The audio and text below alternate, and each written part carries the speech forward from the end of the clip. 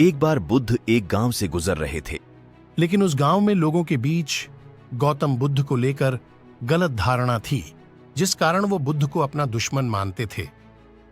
जब उस गांव में बुद्ध आए तो गांव वाले उन्हें बहुत भला बुरा कहने लगे और बदुआएं देने लगे।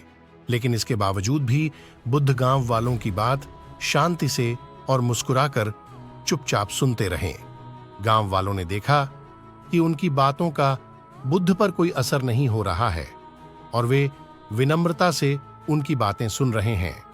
गांव वाले जब बोलते बोलते थक गए तो आखिर में बुद्ध ने कहा कि यदि आप सभी की बातें समाप्त हो गई हो तो मैं अब प्रस्थान करूं।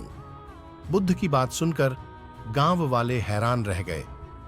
लेकिन उस भीड़ में एक व्यक्ति ने बुद्ध से कहा कि हमने तुम्हारी कोई प्रसन्नता नहीं की है, हम तुम्हें बधुआएं दे रहे हैं, क्या तुम्हें इससे कोई फर्क नहीं पड़ता?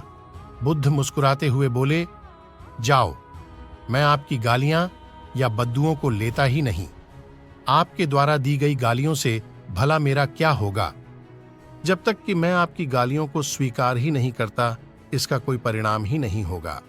जानते हैं, कुछ दिन पहले एक व्यक्ति ने मुझे बहुत सारे उपहार दिए, लेकिन मैंने उसे लेने से मना कर दिया। जब मैं लूंगा ही नहीं तो कोई मुझे कैसे दे पाएगा?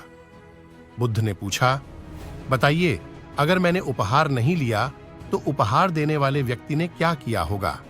भीड़ में से किसी ने कहा, व्यक्ति ने अपने उपहार को अपने पास रख लिया होगा।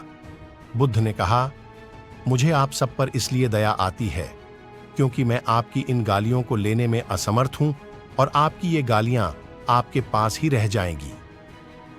सीख।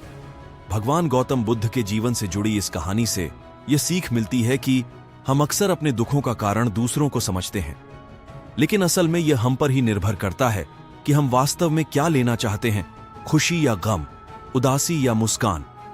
यकीन मानिए, ये छोटी सी कहानी जीवन में एक बड़ा बदलाव ला सकती है। धन्यवाद।